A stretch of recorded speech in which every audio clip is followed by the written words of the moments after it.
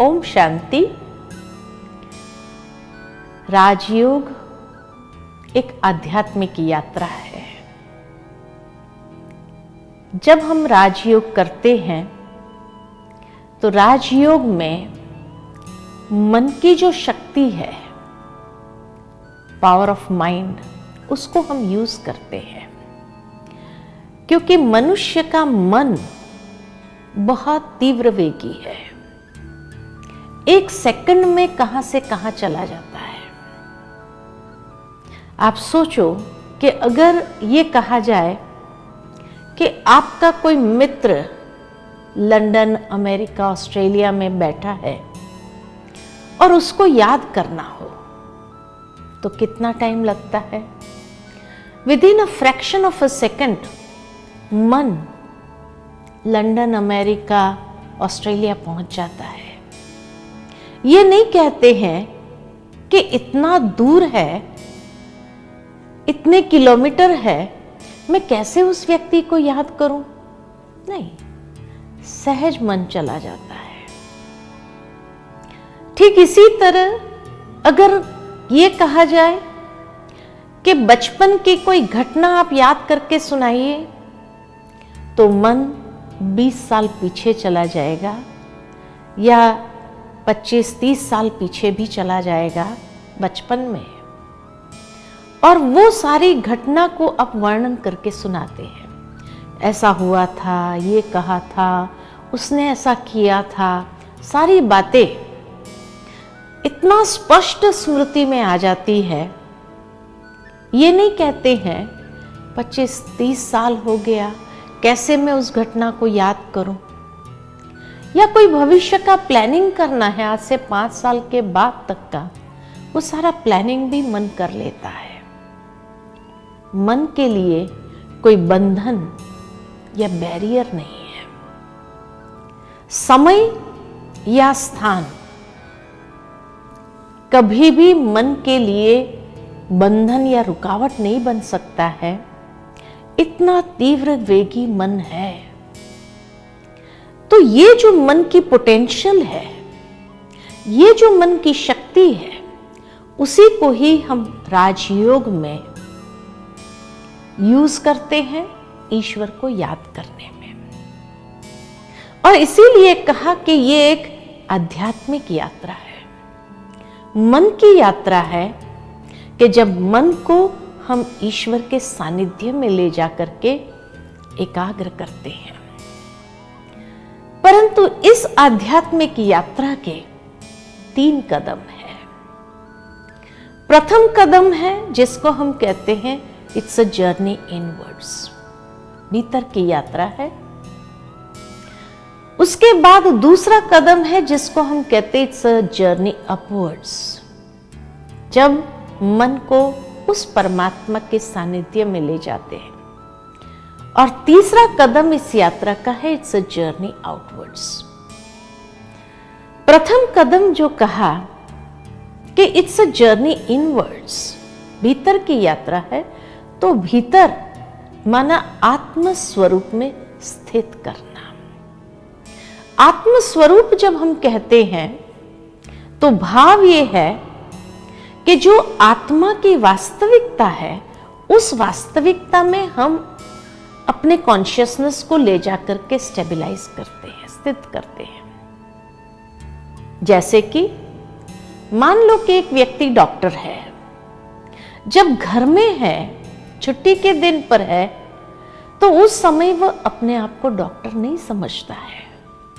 उस समय वह अपने आप को घर का सदस्य समझता है, और घर का सदस्य समझने से वह घर के कारोबार में हाथ भी बटाएगा, बच्चों के साथ भी टाइम स्पेंड करेगा, या अगर उसको गार्डनिंग का शौक है तो गार्डनिंग करेगा, बगीचे में पानी डालेगा। क्यों? क्योंकि उसने उस वक्त अपने आप को डॉक्टर नहीं समझा है।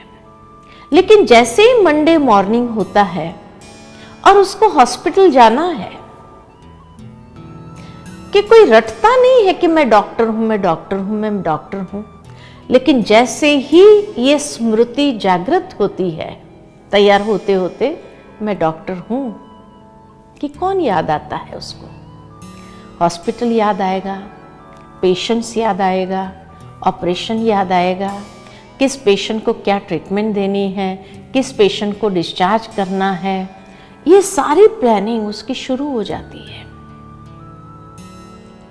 हॉस्पिटल जैसे ही पहुंचता है और उसकी चाल बदल जाती है, ऑफिशियल हो जाता है। कोई गुड मॉर्निंग करता है तो गुड मॉर्निंग कहते हुए आगे बढ़ता है, ये नहीं कि व्यर्थ की बातें करने के लिए खड़ा हो जाता, क्योंकि उस समय उसने अपने आप को डॉक्टर समझा है। पेशेंट के पास जाता है राउंड लेने पर, जिसका अगले ही दिन शाम को ऑपरेशन हुआ है। नेचुरल है, उसको थोड़ी रात में तकलीफ हुई होगी, नींद का प्रॉब्लम हुआ होगा, क्योंकि कटा हुआ है तो उसका इफेक्ट जरूर होगा। वो जा करके बहुत लाइटली होकर के उस पेशेंट से बात करता है, पेशेंट के कंप्लेन सारी सुनता है कि डॉक्टर साहब रात भर तकलीफ हुई, नींद नहीं आई, गैस हो रही थी, ये हो रहा था, वो हो रहा था। डॉक्टर साहब उस समय उसको साइकोलॉजिकल ट्रीटमेंट दे देते हैं, सब ठीक हो जाएगा, बस 2 दिन के बाद तो आप चलना शुरू कर देंगे, दौड़ना शुरू कर देंगे। इस तरह से ठीक है, आज रात को अच्छी एक और गोली ट्राई करते हैं, आपको बहुत अच्छी नींद आ जाएगी।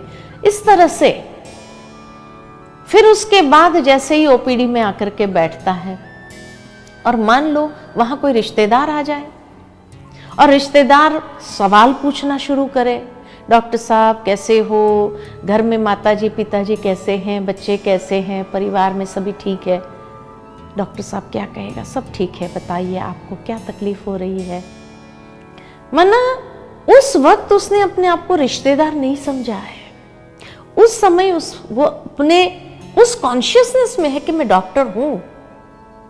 रिश्तेदारी की बात घर में होती है, इसीलिए वो तुरंत उस पॉइंट पर आ जाता है, बताइए आपको क्या प्रॉब्लम हो रही है, क्या तकलीफ हो रही है, तो उसके बारे में बात करना शुरू करते हैं।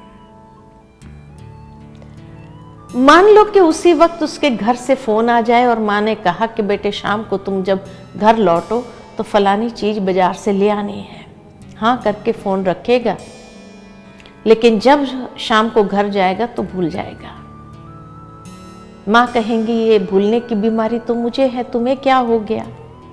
भूलने की बीमारी नहीं है, लेकिन वो बात उस वक्त कही गई थी जब वो बेटे की कॉन्शियसनेस में ही नहीं था, लेकिन डॉक्टर की कॉन्शियसनेस में था, और इसीलिए वो बात दिमाग के अंदर गई ही नहीं। ठीक इसी तरह अगर देखा जाए, एक व्यक्ति अपने आप को टीचर समझता है तो उसको कौन याद आता है? स्टूडेंट्स याद आते हैं। ये क्लास को ये पढ़ाना है, ये क्लास का होमवर्क चेक करना है, ये क्लास को ये एक्टिविटी करानी है, ये क्लास की यूनिट टेस्ट लेनी, सारा प्लानिंग शुरू हो जाता है। और फिर जैसे ही वो स्कूल पहुंचता है उसी अनुसार उसके, क्योंकि उसने अपने आप को टीचर समझा, उस वक्त उसको अपने बच्चे याद नहीं आते हैं। ठीक इसी तरह मान लो एक व्यक्ति अपने आप को पति समझता है तो पत्नी की याद स्वाभाविक है, पिता समझता है तो बच्चों की याद स्वाभाविक है, खुद को बच्चा समझता है तो माता पिता की याद स्वाभाविक है, खुद को भाई समझता है तो भाई बहन की याद स्वाभाविक है। ठीक इसी तरह जब अपने आप को आत्मा समझता है तो परमात्मा की याद भी सहज स्वाभाविक है। इसीलिए जिस तरह से आपको ट्रेन में जाना है, मुसाफरी करनी है, उस यात्रा पर जाना है, तो एक प्लेटफॉर्म जरूरी है जहां से आप ट्रेन पर चढ़ते हैं। फ्लाइट में जाते हैं, हवाई यात्रा करने लगते हैं तो रनवे जरूरी है जहां से वो फ्लाइट उड़ान भरता है।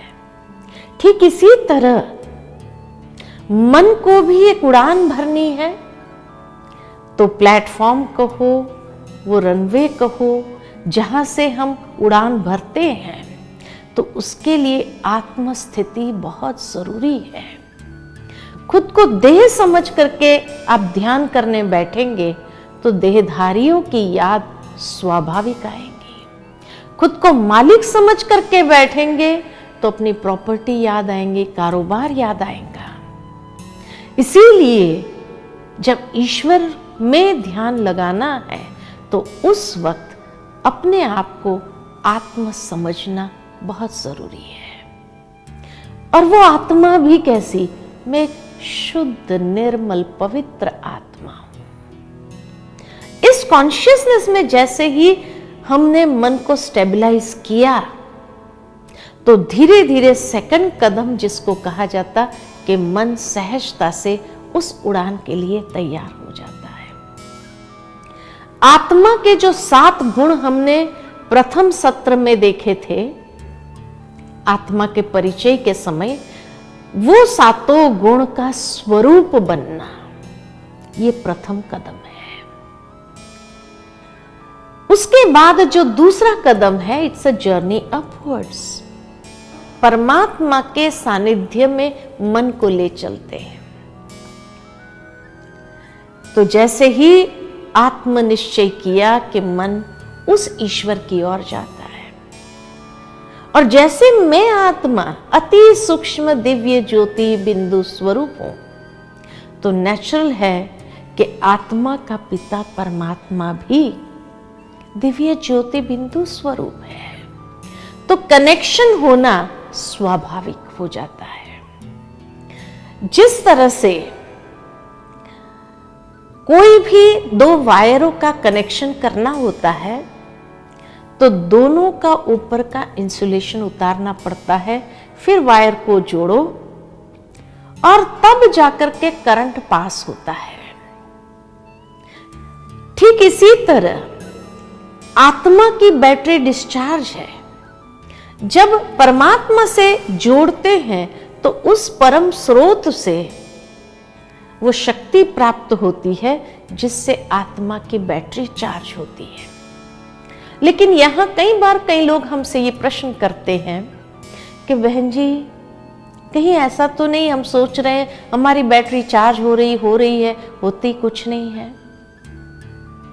कैसे पता चले कि हाँ मेरी बैटरी चार्ज हो रही है, ताकि मैं आगे बढ़ रहा हूं मेडिटेशन में या नहीं, ये मुझे कैसे पता चले? बहुत सिंपल बात है कि जिस तरह से आज की दुनिया के अंदर रिचार्जेबल बैटरीज आती है, जब उसको यूज करते हैं तो डिस्चार्ज हो जाती है, फिर उसको चार्जर में रखो तो रिचार्ज हो जाती है। अब ये डिस्चार्ज और रिचार्ज कैसे हुई? तो सिंपल साइंटिफिक लॉजिक यही कहता है कि बैटरी के भीतर जो केमिकल कंपोनेंट्स है, जब उसको यूज करते हैं तो वो डिसऑर्गेनाइज्ड हो जाता है, और जब संपूर्ण डिसऑर्गेनाइज्ड हो गया माना बैटरी डिस्चार्ज हो गई। ठीक इसी तरह मेडिटेशन चार्जर है, लेकिन कैसे पता चले? तो इस बैटरी के एग्जाम्पल से हम स्वयं को भी अगर देखें तो आज आत्मा की बैटरी डिस्चार्ज है, उसका प्रमाण क्या? तो उसका प्रमाण यही है कि हमारे भी भीतर की जो मैकेनिज्म है सारी अस्त व्यस्त हो गई है, डिसऑर्गेनाइज्ड है। जैसे मन के अंदर कभी कभी बहुत सुंदर विचार आते हैं, लेकिन जब भावनाओं को देखते हैं तो भावनाएं कुछ और होती है, महसूसता कुछ और हो रही है,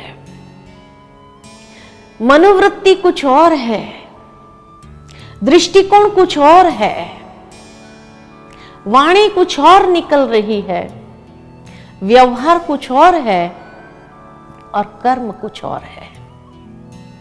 माना कहीं पर भी सुव्यवस्थितता नहीं है।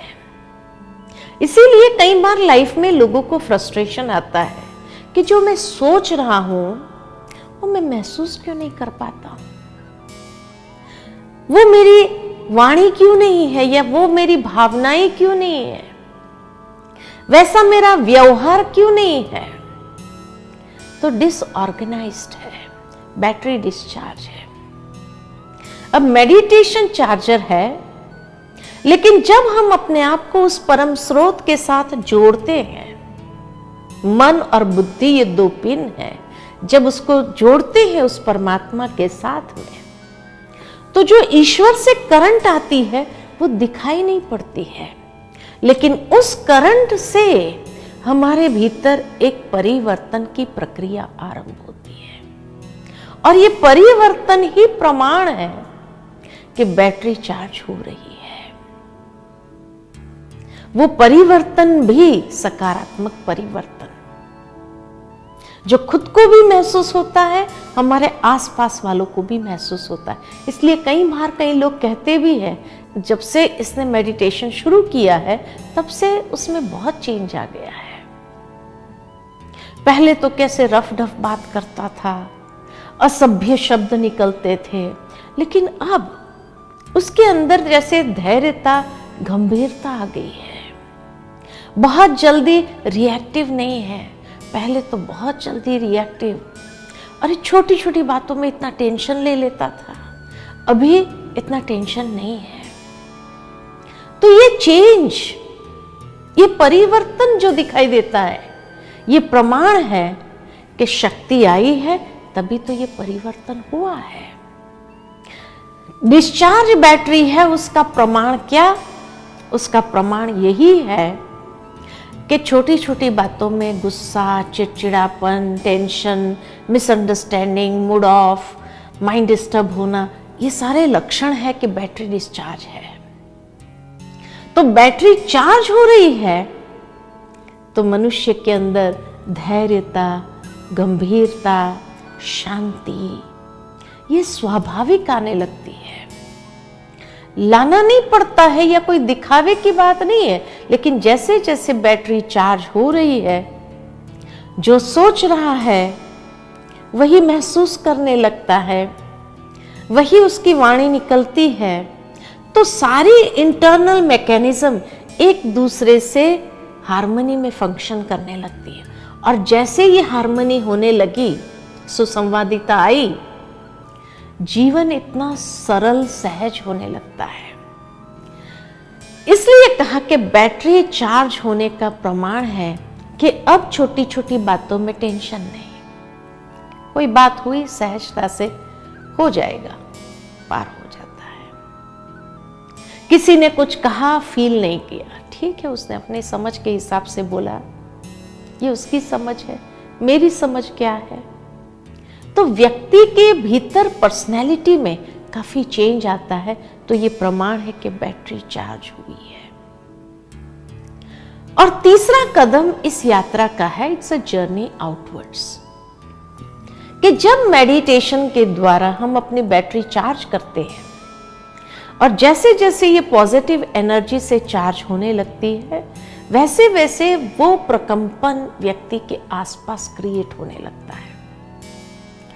ये तो विज्ञान भी मानने लगा है कि हर व्यक्ति के चारों ओर एक वाइब्रेशन का ओरा होता है, एक प्रभा मंडल उसके चारों ओर होता है। किसी किसी के आसपास या चारों ओर नेगेटिव एनर्जी का प्रभा मंडल होता है, किसी किसी के चारों ओर पॉजिटिव एनर्जी का प्रभा मंडल होता है।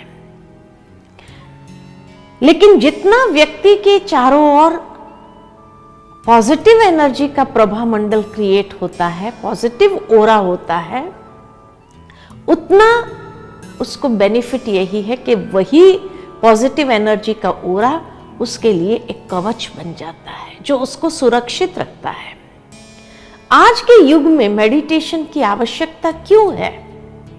क्योंकि एक व्यक्ति जब काम पर जाता है तो चारों ओर एक नेगेटिव एनर्जी है, वायुमंडल में नेगेटिव एनर्जी है, और जब उस नेगेटिव एनर्जी के वायुमंडल में जाकर कार्य करता है तो नेचुरल है कि उसकी जो पॉजिटिव ऊर्जा होती है वो नेगेटिव वातावरण उस ऊर्जा को खींच लेता है। इसीलिए व्यक्ति दिन के अंत में एकदम ड्रेन फील करता है, जैसे ताकत ही नहीं रही है, क्योंकि वो नेगेटिव वातावरण ने उसकी पॉजिटिव ऊर्जा को जैसे सक कर लिया, खींच लिया, तो व्यक्ति के अंदर नेगेटिव ऊर्जा समा जाती है, थकावट महसूस होती है, ड्रेन फील करता है। वहां से जब वापस घर पे आता है और घर पर किसी ने कुछ कह दिया तो एकदम माइंड इरिटेट हो जाता है। क्यों? क्योंकि वहां की नेगेटिव ऊर्जा को वो लेकर के आता है। इसलिए घर का वातावरण भी नकारात्मक बनने लगता है, कलह क्लेश आरंभ होता है, ये सब होता है। तो मेडिटेशन करने से क्या फायदा होता है? मेडिटेशन करने का सबसे बड़ा फायदा यही है कि जब हम सुबह सुबह मेडिटेशन करके अपने बैटरी को चार्ज करते हैं, अपने चारों ओर ये सकारात्मक ऊर्जा का प्रभा मंडल क्रिएट करते हैं, जो हमारे लिए एक बहुत पावरफुल कवच होता है। तो जब व्यक्ति उस नकारात्मक वातावरण में जाता भी है कार्य करने अर्थ, तो उसकी वो ऊर्जा के कारण, उसका वो कवच होने के कारण वो नकारात्मक वातावरण का प्रभाव उसके ऊपर नहीं पड़ता है। वो उसको छेद करके, क्योंकि पॉजिटिव पावरफुल है, नकारात्मक पावरफुल नहीं होता है, खोखला होता है। तो इसीलिए वो नकारात्मक उसके भीतर पर्सनालिटी को स्पर्श नहीं करता है और वो शांति से प्यार से अपना कार्य करता भी है। उतना ही नहीं, लेकिन जो व्यक्ति उसके संपर्क में आते हैं, मानो वो सामने वाला व्यक्ति टेंशन वाला होता है, वो जब उसके संपर्क में आता है और उससे बातचीत करता है तो उसके साथ वो इतना कंफर्टेबल फील करता है, कभी उससे भयभीत महसूसता नहीं होती है, लेकिन उसके साथ में बैठने में भी, उसके सानिध्य में होने से भी सुकून का अनुभव करता है, कोई खतरा महसूस नहीं करता है। इसीलिए जितनी व्यक्ति के आसपास ये पॉजिटिव ऊर्जा का प्रभा मंडल बढ़ता है, उतना ही वो दूसरों के ऊपर भी अपना प्रभाव डाल देता है कि दूसरे भी उनसे कंफर्टेबल फील करने लगते हैं, सुकून महसूस करते हैं। और कभी कभी वो बाहर जाकर के बोलते भी है कि पता नहीं इस व्यक्ति के व्यक्तित्व में ऐसा क्या है जो जब भी उसके पास बैठो ना बड़ा सुकून मिलता है, जैसे इतनी शांति मिलती है। तो कई लोग कहते भी हैं, इतनी शांति आपकी पर्सनैलिटी में कैसे है, क्या आपको कभी गुस्सा नहीं आता है? ऐसे पूछते भी हैं। मेडिटेशन से ये बेनिफिट हम अपने जीवन में अनुभव करते हैं। इसलिए आज के युग में मेडिटेशन बहुत आवश्यक है, क्योंकि कौन इंसान अपने जीवन में ड्रेन, थकावट, चिड़चिड़ा वाला, नेगेटिव ऊर्जा वाला महसूस करना चाहता है? कोई नहीं चाहता है। तो इसीलिए ये मेडिटेशन के 3 कदम, पहले स्वयं को आत्म स्थिति में स्थित करना, दूसरा फिर परमात्मा में उस मन को जोड़ना, और जो ऊर्जा प्राप्त होती है वो सकारात्मक ऊर्जा का प्रभामंडल बढ़ाता है, जिससे व्यक्ति अपने आप को सुरक्षित महसूस करता है। तो ये थे 3 कदम। आगे हम देखेंगे राजयोग की बहुत सहज सरल विधि क्या है। उस विधि को बहुत स्पष्ट रूप में हम महसूस करेंगे। ओम